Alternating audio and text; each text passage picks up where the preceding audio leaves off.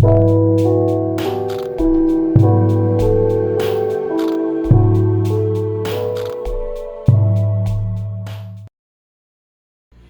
there, welcome to Starseed Love. I am Tara, and this is going to be a video with 7 steps to help you accomplish the ever-elusive shadow healing.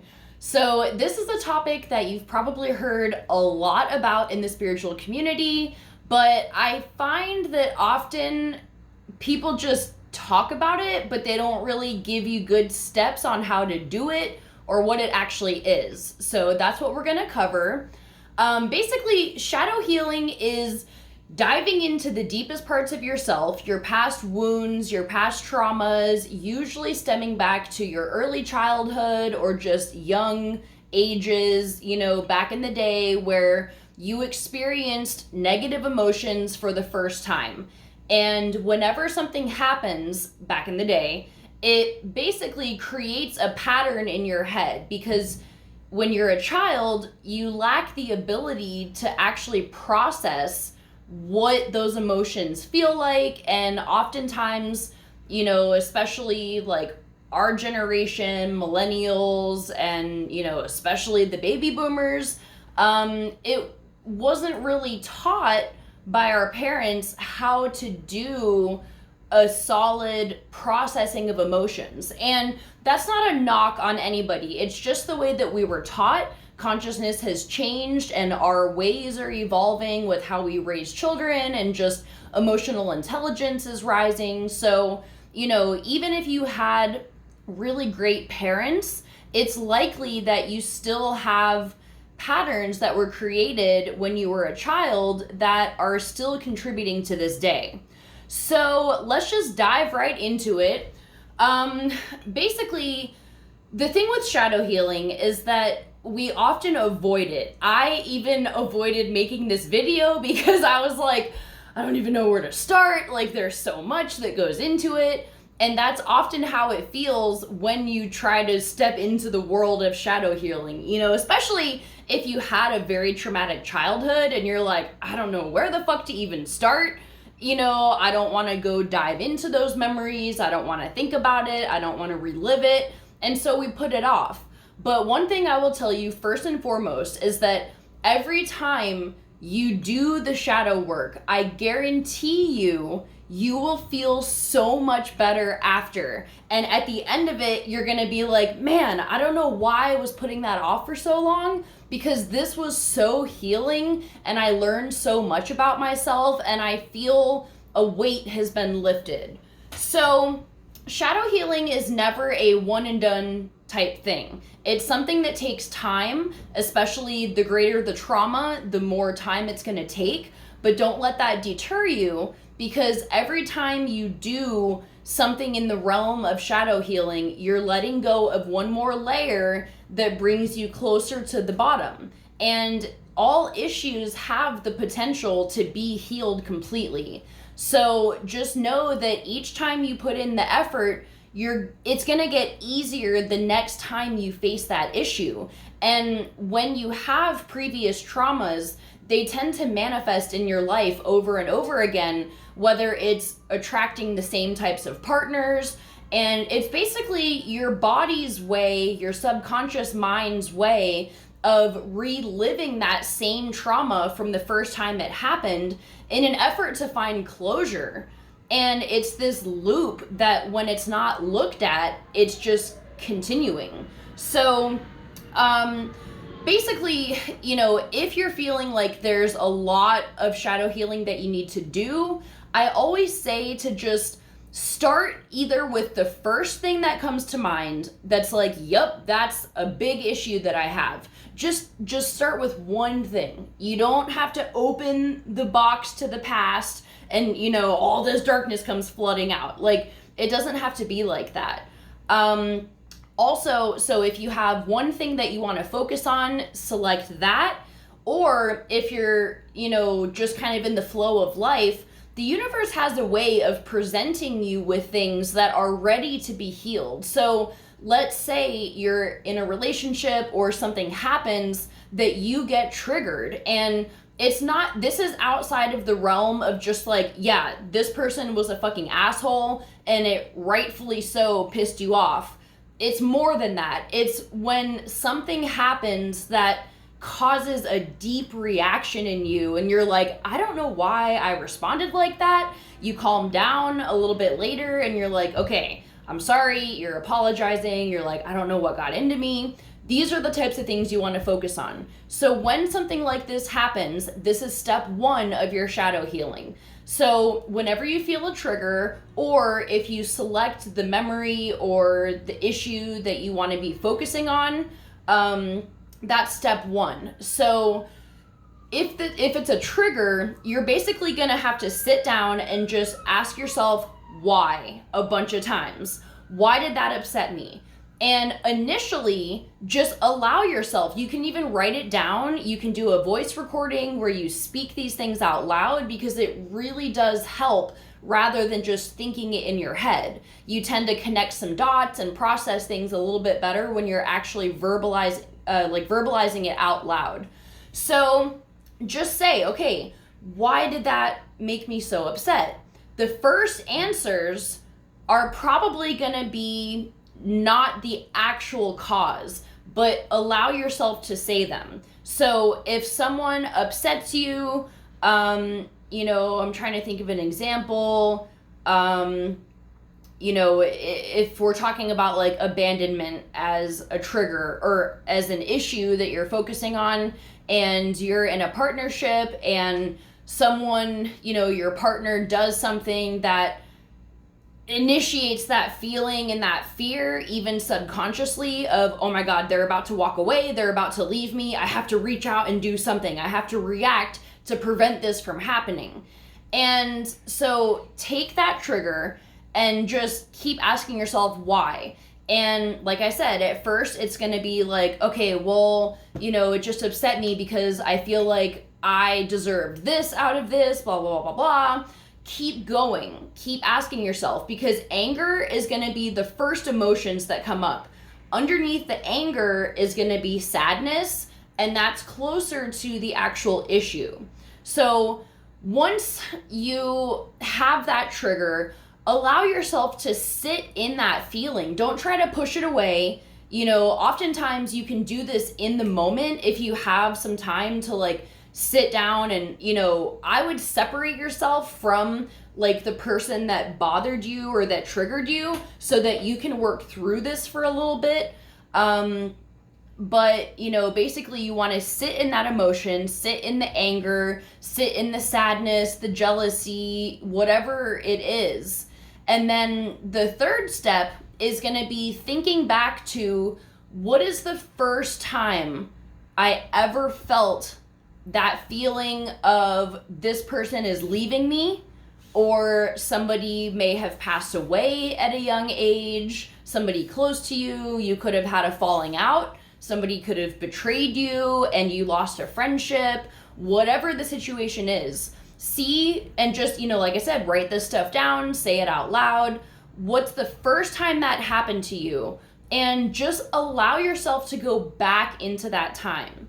And I forgot to mention too, before you do this, it can be good. It's not necessary, but like, because you're diving into past traumas, it can be really good to like create a little nest for yourself. Light some candles. I have some Palo Santo right here that I keep lighting. Get some sage, some crystals, wrap yourself up in a blanket, like get into the fetal position, whatever you want to do to make yourself feel safe and comfortable. That will allow your body and your mind to feel protected going into these emotions. So then you're going to, step 4, dive into that memory. Allow yourself to relive in a way what that felt like, because oftentimes we suppressed it, we pushed it down, and we didn't want to deal with it. So this is the step that is what usually pushes us away from doing shadow healing, because we don't want to relive those feelings that we've been trying to avoid. But this is truly the only way to release this energy from your body and to move past it and to not have these triggers continue to happen in your life. So just know that when you relive it, remind yourself, if it's a very difficult memory, remind yourself that you are safe here and now, that this is just revisiting this time in your life, and that it's going to be okay when you dive into this memory. And likely, sometimes, usually, this is when you can start to purge emotion. You might just bust out crying because you haven't let yourself think about this memory for years. So let yourself cry as much as you want, and you can literally imagine the energy that's been trapped in your body streaming out through your tears. And your tears actually change consistency based off of what it is. Like if they're tears of laughter, they have a different molecular structure compared to tears of sadness. And I do believe that when you're doing releasing work, it's its own type of tear structure that's releasing this energy. So once you relive that memory, step 5 is connecting with that inner child, or if it wasn't per se like childhood, just that past version of you that was experiencing that. And I like to just close my eyes and just imagine myself confronting this past self, my inner child, and literally just wrapping them in a hug and letting them know that, first of all, things will be okay because you're here right now going back to that child. You made it. You survived that experience, no matter how traumatic it was. And now you're here doing the work to go back and comfort that inner child in a way that nobody did at that time. So give yourself that love, that past version of you, and this is the time to initiate dialogue. So you're going to be asking this inner child questions, and I find that the answers typically flow pretty easily, and this is why I recommend saying it out loud and recording it so that you can go back to it and listen, because sometimes you'll catch things listening to it that you didn't realize the first time around. So, ask this inner child, what was so painful about this? What wasn't done that you needed at that time? What needs were not met when you were in this situation? And then ask yourself, how did this affect you moving forward? What patterns were created? If somebody abandoned you, or you had the experience of being abandoned by somebody, there's going to be a pattern of thinking that maybe you're too afraid to get close to people because you think they're just going to leave. And the thing about this dialogue with the inner child is that the things that this child is going to tell you are going to be quote unquote childish. They're going to be things that your adult mind might think, oh, that's a super petty reason, and I don't want to admit that that's still how I feel to this day because I'm a grown adult and I should know better than that. But that's the thing about inner child healing and shadow work, is that when it's not addressed at that time, that part of you stays as that wounded child with those same beliefs until you address it here and now. So, allow yourself to have a discussion with this inner child and be completely honest with yourself. You're the only person that is going to be having this conversation with yourself. So you can admit things that you would never admit to anyone else. And if you want to write this down instead of recording it and then you burn it, that's a great way to release it. So now we have step 6, which is the release. So like I said, you can either write it down and burn it. That's a really great way. Even if you record it, I recommend jotting some things down, like the beliefs, state them as your inner child would say it. People always leave. I will never open up to love so that I don't get hurt again. whatever the issue is that you have reached, write it down and fucking burn it. Full moons are a great time to do this, but you can really do it anytime you want. And after you release it and just kind of sit in that empty energy, this is when you usually start to feel lighter, and you can have this experience of satisfaction and peace. And also in the release process, this is when you want to be letting that inner child know that these feelings are valid, even though they might not make sense to other people, or if you said it out loud to anyone else, they might judge you for it. But the point of shadow healing is to dive into that and just wrap it in love and completely unconditionally accept that part of you, because we all have light and dark. And one of the biggest things in spirituality right now is that there's a lot of people that have toxic positivity that can't do this kind of work because they don't want to go into those dark energies. But the only way you can get higher is to dive deeper.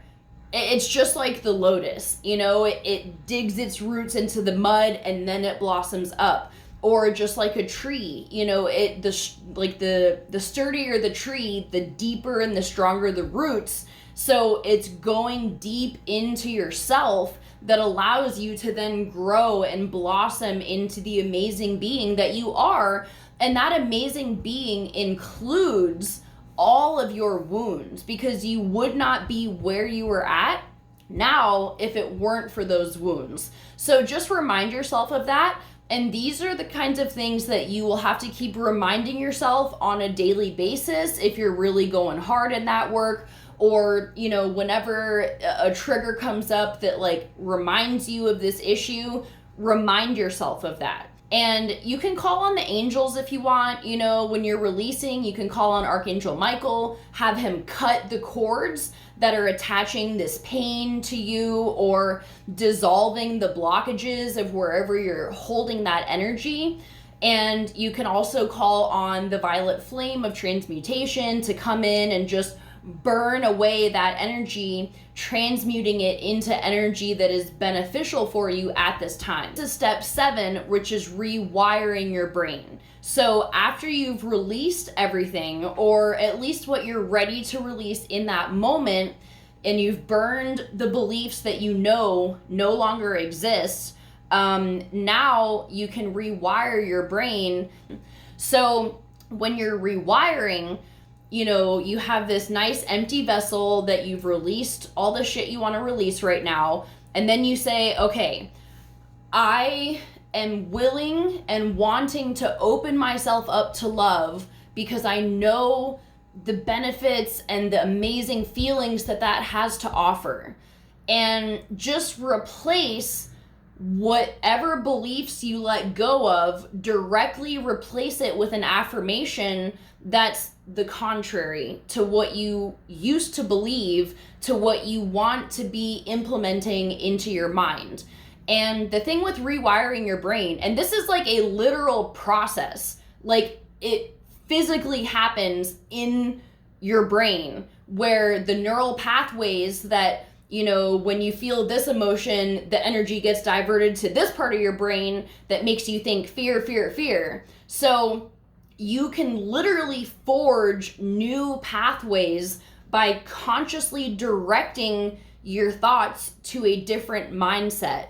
And this will take time and practice, where something will happen, you'll feel yourself going this way, and you got to be like, nope, that's how I used to think, but I don't believe that anymore. I don't accept that. And every time that happens, you can say, I consciously release this, and I choose to focus my attention on this affirmation that I have created for myself.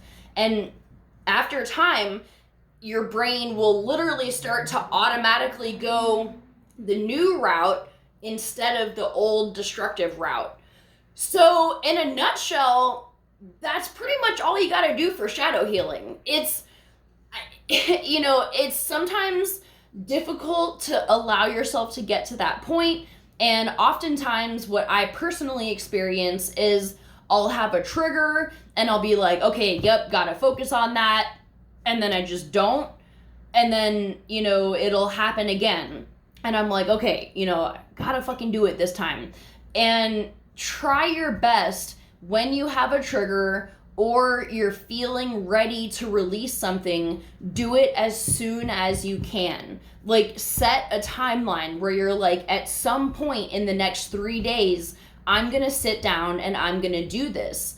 And, you know, it's definitely a very rewarding process. I feel like it enhances your self-love because you gain the capacity to go places where most people really avoid going. But that's where you find the most growth and the ability to look back at yourself and have compassion for that child. Or when you're having that internal dialogue with your inner child or your past self, think of it as if your child came to you saying these things, what would you say to them to help make them feel better? Or what kind of logic would your adult self give to this child, you know, to help them process these emotions? That can be helpful too, because we're often our own harshest critics, as you all know. So kind of viewing yourself as somebody else, this innocent child that doesn't know better, how would you talk to them? And that can be a really good way to get yourself in that energy. So while you're doing this, you can, the best crystals for shadow healing are black crystals. So this is gold sheen obsidian, any type of obsidian, black kyanite, black tourmaline, smoky quartz. Those are all going to be fantastic for releasing, especially obsidian and tourmaline. So you can just hold those, have them in your lap, whatever it is. And I always ask them, like, when I'm sitting down to do shadow healing, I'm like, all right, Crystal, this is what we're doing. Please help me to realize the things I need to realize. Please help me connect the dots that I need to connect, and help me to easily and effortlessly release these things from my life. So another tool that you can use is candle magic. And I tend to view candle magic and shadow healing as like aftercare, because you can't just light a fucking candle and have it burn away your trauma. You pretty much have to do what we just talked about first. And then once you know exactly what you're releasing, then you can get your candle. And I like these because, like, this black part is releasing. It's also for protection, but it's whatever your intention is. So, you know, if you're doing shadow healing with your candle like this will be your releasing part. This will be your, like, rewiring and, like, refilling all of the shit that was released with what you want. So you can carve words into it, pain, abandonment, you know, whatever it is that you're trying to let go of, and then carve the things that you want to bring into your life here. And if you're doing candle magic, I always recommend having it in a glass container like this. That way, you trim the wick, you plop it in there, and you just let it burn for its entirety, if you can. I know a lot of people are sketched out, like if you have animals. I know when I had my dog, I would never leave candles burning because I would just be constantly worried about it. Like, the one time I leave it on, the house is gonna burn down. So if you don't wanna let it burn down in its entirety, it can be equally, if not more effective, to light it for a certain amount of time. And every time it's lit, you're using the flame to ignite this intention, and then just sit there for a while and gaze into the light. And fire gazing can actually open your third eye, and you can get a lot of insight just by staring at your candle. So, you know, and then you definitely want to put the intention in the candle and just be very specific when you're lighting it and holding it before you light it, telling it exactly what you want it to do. And then, you know, like I said, you'll light it, you'll sit there, meditate with it, gaze on the flame, and then when you feel like you've done as much as you want to do for that moment, say, okay, I'm going to take a break, blow it out, put it to the side, and then next thing. And you just keep doing that until the candle is gone. So I hope this helps. I am going to be following this up with a shadow healing meditation. So if this video was helpful for you and you would like to have some assistance in going through this process, be sure to check out this meditation. I think I'm going to be posting them at the same time, so you should be able to just click on the link at the top and it'll take you right to the meditation.